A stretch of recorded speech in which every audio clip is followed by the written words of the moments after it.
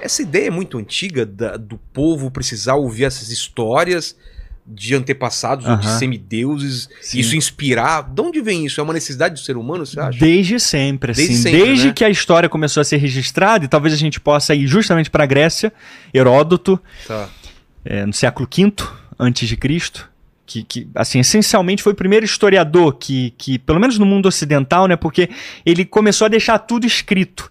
E aí Heródoto teve uma sacada que, por exemplo, Homero não teve, por N motivos, por estar 500 anos praticamente antes, 400, 300 anos antes, porque Heródoto surge no século IX, Homero surge no século IX, Heródoto surge no século V, então aí tem 300 anos.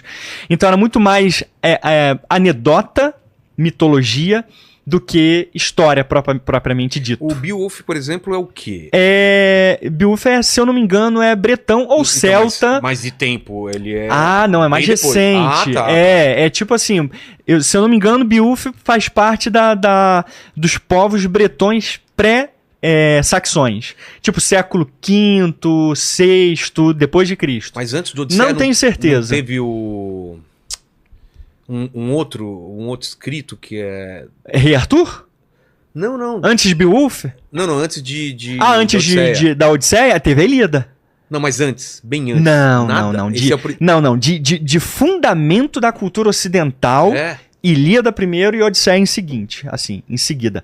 Mas pra mim, a Odisseia é o clássico dos clássicos, cara. Por que qual é o cenário que aparece a Odisseia e qual que era o intuito do Homero? Você falou uma coisa interessante, tipo, quando a gente para analisar o que a humanidade sempre precisou de figuras inspiradoras nesse sentido, né?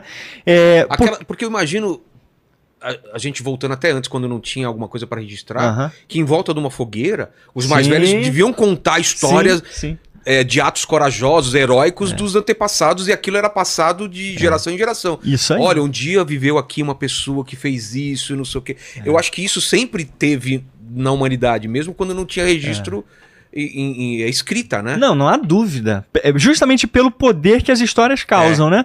A gente está falando aqui, por exemplo, da minha experiência, que ter acesso a a essas mídias mudaram a minha vida.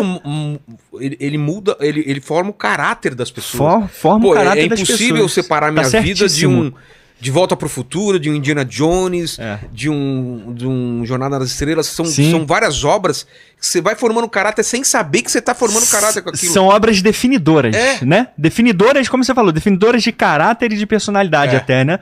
Porque esse é o poder das histórias, né?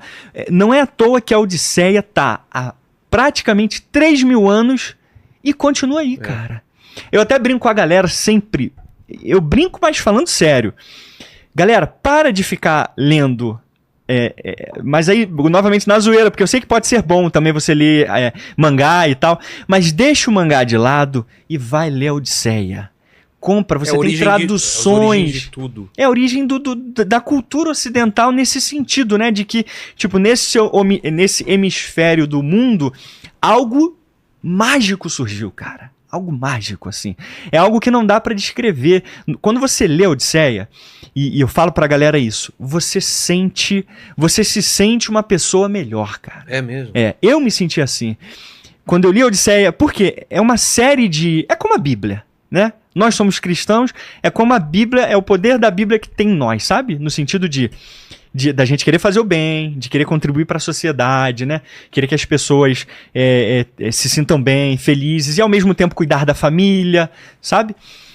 E a Odisseia já leva a gente para um lado, por exemplo, de um personagem, mas que ele é a personificação da teimosia, da perseverança, do não desistir, entrando junto com a perseverança, e do amor pela casa, pelo lar.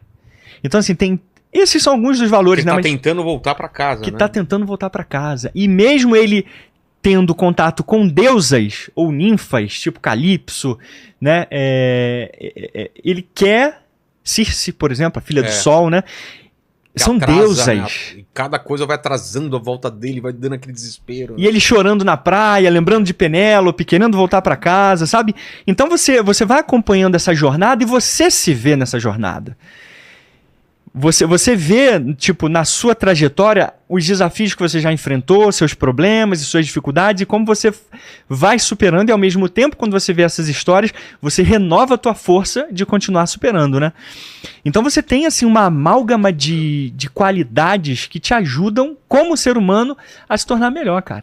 Eu lembro que quando eu tive em Ítaca, eu tive agora, comemorando 15 anos de casado com a Isa. Falei, nossa comemoração de 15 anos de casado vai ser em Ítaca. Fomos pra Grécia. Mas isso, eu imagino que é o seu sonho. Era o sonho dela também? A Grécia sempre... Ah, tá. Ítaca realmente foi novidade. Que fala assim, olha, comprei uma passagem pro lugar do nosso sonho. Ítaca. Assim, dos seus sonhos. Eu tava querendo ir pra Paris mesmo, sei lá, indo pra... Cruzeiro. Ela tá com má vontade de ir no cruzeiro. É mesmo? É porque a gente já teve em 2014 e a gente foi pra Pompeia. Foi maravilhoso também, né? Mas ela sempre gostou... Ítaca é onde? Ítaca é na Grécia. Então, mas onde? No Mar Jônico. Tá. Você tem Atenas aqui, tem o Peloponeso aqui. Coloca o mapa pra gente aí depois pra gente ver. Muito bom, cara. É bom que a gente consegue ter uma ideia mais clara, né? Então a gente tem... quando o Lênin botar, eu ajudo no mapa também. Tá. Então, cara, ir pra Ítaca era o sonho da minha vida... Justamente para me imaginar onde a Odisseia aconteceu, onde a história aconteceu mesmo, e conhecer os lugares. Porque assim, a arqueologia ao longo dos séculos foram apontando, de acordo com os estudos, as descrições de Homero, foram apontando locais onde possivelmente teria sido, sabe, aquela determinada caverna, por exemplo, a caverna das ninfas, que Odisseu... Tem mais ou menos onde seria? Tem. Hoje, por exemplo, tem lá... Embora tenha uma discordância, mas a gente tem possibilidades. Por exemplo, lá em Ítaca tem duas possibilidades. Uma é que fica no alto de uma montanha, afastada da praia, que a gente entrou lá, que estava fechado, com cadeado. Quando eu cheguei lá, eu falei, Isa, e agora? Não dá pra gente entrar na caverna. Só que aí eu lembrei de botar a mão no cadeado e puxar. E tava aberto. Nossa. E um monte de gente vai lá e acha que tá fechado, mas só tá um cadeado enrolado lá. Aí eu abri, ainda tem, tipo, madeira de estudos arqueológicos, sabe? Tem corda lá e tal. Aí entrei dentro da caverna. Quando eu entrei dentro da caverna, eu fiquei igual um gato grego vendo o cão de Hades. Assim, parecia que eu tava entrando em outro mundo. E imaginar, né, Odisseu lá, levando os... Porque nessa caverna, por exemplo, especificamente... Conseguiu achar? Mapa da Grécia. Pode botar uma... Isso, pronto. Aí, ó, tá vendo? A gente tem Atenas ali. Do lado a gente tem o Peloponeso, porque Atenas é a região da Ática, né? Tá. A Eubéia, aquela ilha maior, tem a região central ali, que é a Fócida. Monte Olimpo lá pra cima. Monte Olimpo lá pra cima. Nesse golfo aí se chama Golfo de Corinto, entre o Peloponeso e Atenas, né? A cidade de Corinto, que era importantíssima também, que ficava bem na conexão entre Atenas e Corinto. E a gente tem o Mar Jônico, ó. O Mar Egeu e o Mar Jônico ali, ó. E a gente tem Kefalônia lá em cima, tá vendo? Cadê? Kefalônia, lá, Mar Jônico, em cima do Mar Jônico. Kefalônia é a ilha maior. Ítaca é aquela ilhazinha em cima do Mar Jônico, em cima de Kefalônia. Ou Cefalônia, né? Tá vendo uma pontinha branca ali? Ítaca. Em cima de Cefalônia ali, ó. É Ítaca. Isso aí. É que também pegaram uma resolução também, né, Lenin? Top. Lenin pegou assim, ó. Pegou tipo, menos 240p, né? Tirar foto de TechPix. Né? Menos 240p, foi inspirador, porque forçou os nossos olhos para localizar ali. Tinha tem onde possivelmente é o mar que vai pro inferno, tem todo esse negócio na Grécia. Sim, tem tudo onde seria isso, cara. O Late, né? O Hades, né? O Hades. Porque, assim, na nossa cultura, a mitologia grega mistura muito com a romana. A gente tem o Caronte, que já tem a ver com o inferno de Dante. Que navegava o rio Estige. Isso. Que é o de fogo? Que é o de fogo, exatamente. O barqueiro, né? Que era o Caronte. Toda aquela ideia mistura um pouco. Mistura um pouco. Por isso que na nossa percepção, quando a gente fala Odisseu, muita gente lembra o que é Odisseu? Ulisses. Entendeu? Porque, né, a gente acabou ganhando muito esse empréstimo de Roma. Então, em cima de Kefalônia, a gente tem Ítaca. E Ítaca, assim, tem diversos pontos de referência. Checkpoints mesmo. Imagem de Ítaca, foto mesmo. Bota aí, Lênin, pra galera ver. Palácio de Odisseu. Palácio de Odisseu, Ítaca. Tem um palácio que foi encontrado lá, em Ítaca, no alto de uma colina, que data do século IX a.C. E século IX foi quando a Odisseia foi escrita. Porra. Isso é impressionante. A Guerra de Troia aconteceu antes. Possivelmente aconteceu por volta de 1200 a.C. Mas Ítaca, né? Por que é relevante isso? Porque a gente não sabe também se o Odisseu que a gente se refere, ou que Homero se refere, não foi um contemporâneo muito próximo de Homero. Que, pela importância dele, ele foi assumindo um caráter mitológico. Entendi. Por ser um rei muito respeitado, por ter ganhado muitas batalhas, ou se foi um rei mesmo que lutou lá na Guerra de Troia. Porque esses reis eram tão míticos que eles, tipo, na percepção mítica da época, eles viviam séculos. Sabe? A memória deles vivia. Então a gente tem esse palácio que é a coisa mais linda, que foi escavada há mais ou menos uns 20 anos. Achou? Ah, tá. Manda aí pra gente que quando eu tive lá... Cara, é uma viagem que eu quero fazer pra Grécia com a Mari também, ainda não fui com ela. Vilela. Porque eu tive na Turquia, já foi legal pra caramba. Maravilhoso. Turquia tem outras coisas lá.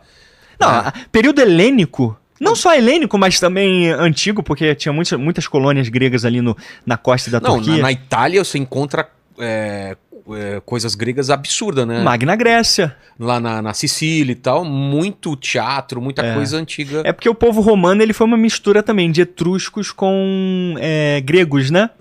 E povos nativos também dali. Essas são as ruínas do Essas são as ruínas do século IX. É chamada Escola de Homero também. Porque era uma escola que aí nesse local acabou virando uma escola de arqueologia, onde muitos estudos, principalmente nos anos 80 e 90, foram feitos, né?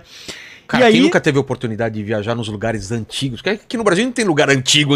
Não tem. Você chega num lugar desse, cara, é uma sensação tão louca de você estar vendo aquelas pedras que estão há muito tempo lá organizadas daquele jeito. Cara, é porque a galera talvez não entenda o que é essa imagem aí. A gente está falando do século 9 a.C.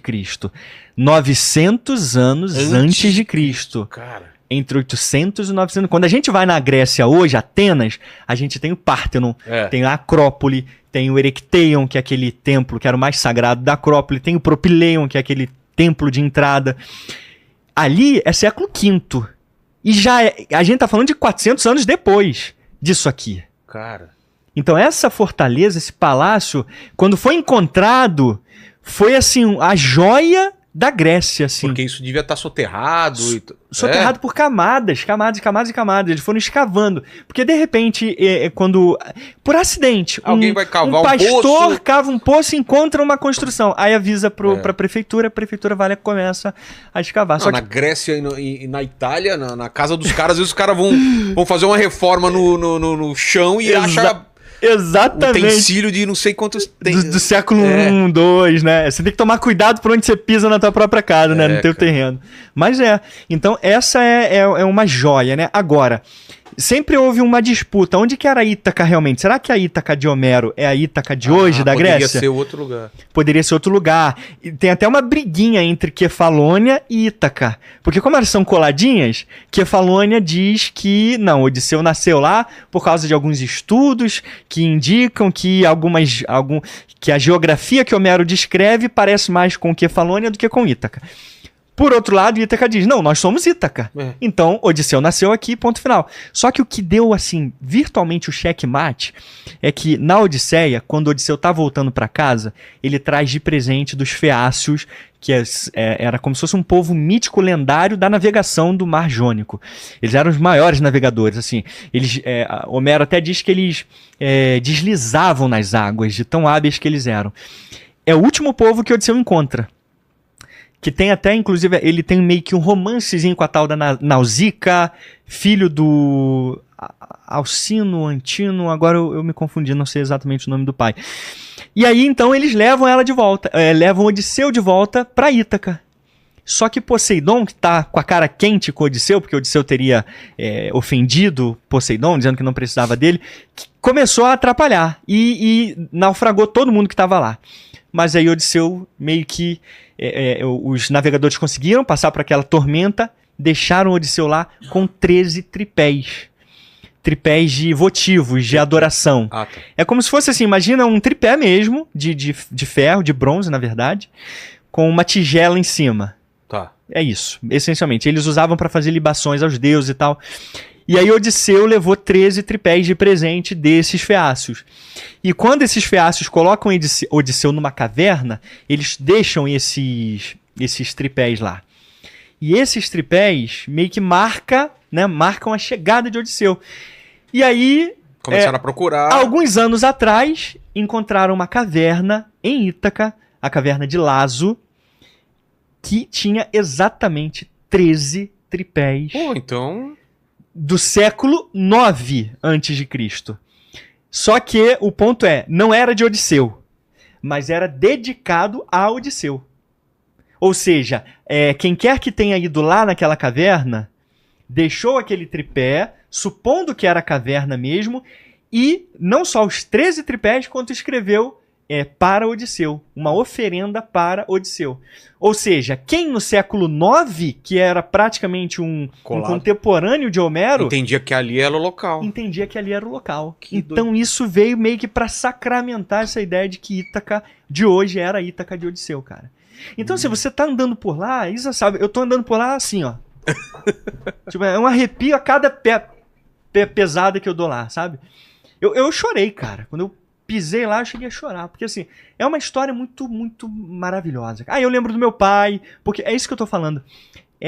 A história, ela consegue remeter a gente a círculos amorosos. O Odisseu com o pai dele, Laertes, a saudade, né, quando... Eu até me emociono quando eu falo, assim. Quando Laerte encontra o filho dele de volta, né, ele chora. Aí tem a Penélope, a esposa dele, sabe? Daí eu lembro da Isa. Então a gente tem... o filho do Odisseu, o Telêmaco, que vai atrás do pai, tentar pegar notícias. Então, cara, você tem ali a obra completa de uma joia, cara, da literatura. Então, por isso que eu falo assim, quando a gente tem acesso a esses clássicos, por mais difíceis que sejam, no início é difícil ler mesmo. Mas conforme você vai lendo, você vai entendendo a dinâmica da leitura, você vai conseguindo compreender, cara, isso é maravilhoso, né? Isso muda a vida mesmo, no sentido de você querer ser uma pessoa melhor. Ser uma pessoa melhor, sabe? É isso. Então, e os mitos são pra isso, né? Os mitos são pra isso. Tem mitos, assim, dos mais incríveis, por exemplo. O do Mar Egeu, que a gente mostrou na outra imagem do mapa. O Mar Egeu já fica do outro lado, perto de Atenas. Tem um mito ali incrível que deu nome ao Mar Egeu. Você já deve ter ouvido falar de Teseu, né? Sim. Que é aquele herói de Atenas que lutou contra o Minotauro. Exatamente. Ariadne, que deu a lã pra ele entrar lá no labirinto. Isso aí. Tudo isso. Minha mãe, que é Iraídes, tudo bem, e a irmã dela chama Ariadne. Cara, que legal, ó, tá vendo? Então, chegou na hora. Como você é que vê, pode? na hora quem tá falando da sua irmã, olha só. Da Ariadne. Da mitologia grega. Da mitologia grega, exatamente. E aí você tem isso, aí você tem esse mito. E qual é a ideia desse mito? Então, por exemplo, o mito do Minotauro, essas são histórias tão poderosas que até hoje... a gente fala, e a galera gosta demais. Porque tem uma moral, tem um intuito dessa história ter sido contada. Exatamente, e tem. Assim como os contos de Green lá, aqueles contos para as crianças tinham cuidado com a floresta, cuidado com o estranho, não sei o que. Tudo tem uma moral, né? Tudo tem uma moral. Tudo é uma coisa para você refletir e aplicar, né?